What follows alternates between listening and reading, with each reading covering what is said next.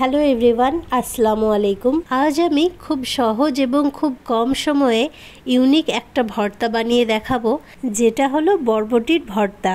এই ভর্তা দিয়ে এক থালা ভাত কখন যে শেষ হয়ে যাবে বুঝতেই পারবেন না। চলুন শুরু করি।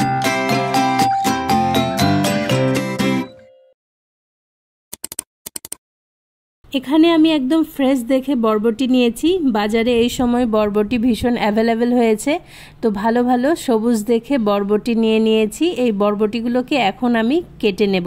এখানে বড় বড় দেখে 4 টুকরো রসুনের কোয়া নিয়েছি, আর এই যে একটা ভূত জলকিয়া মানে হলো নাগামরিচ নিয়েছি। এই নাগামরিচ কিন্তু মারাত্মক রকমের ঝাল হয়। যারা খুব বেশি ঝাল খেতে পছন্দ করেন তারা এটা দেবেন, আর যারা অল্প ঝাল খেতে চান তারা কাঁচা লঙ্কা দিতে পারেন। আপনারা যেরকম ঝাল খেতে পছন্দ করেন সেই অনুযায়ী কাঁচা লঙ্কা দিয়ে দেবেন, তাহলেই হবে।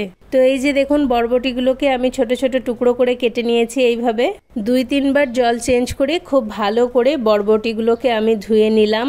এবার এগুলোকে খুব ভালো করে জল ঝরতে দিতে হবে। এবার কড়াইয়ের মধ্যে দিয়ে দিচ্ছি সর্ষের তেল। 2 টেবিল চামচের মতো সর্ষের তেল দিয়ে দিতে হবে। তেল গরম হলে প্রথমে দিয়ে দিচ্ছি রসুনের কোয়াগুলো।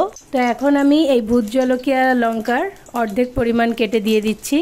এখন এগুলোকে আমি তেলের মধ্যে হালকা করে ভেজে নিয়ে একটা প্লেটের মধ্যে তুলে নেব। এই যে দেখুন, একটু লাল লাল করে ভেজে নিয়েছি। এবার আমি ওই সেম তেলে বরবটিগুলোকে ভেজে নেব।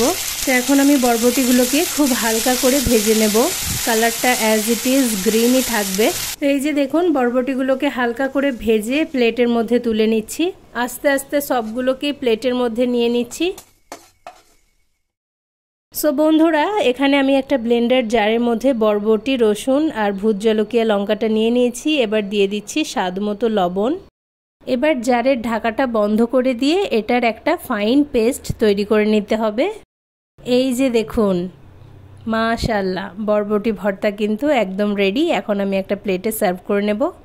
তো বন্ধুরা, এই যে দেখুন, ইউনিক একটা ভর্তা রেসিপি আমি আপনাদের সামনে হাজির করেছি। এই ভর্তাটা খেতে এতটাই মজা যে 1 প্লেট ভাত নিমেষেই শেষ করে ফেলতে পারবেন। তো ভিডিওটি ভালো লেগে থাকলে প্লিজ পাশে থাকবেন, আর ইউটিউব থেকে দেখলে সাবস্ক্রাইব করবেন, ফেসবুক থেকে দেখলে ফলো করে দেবেন।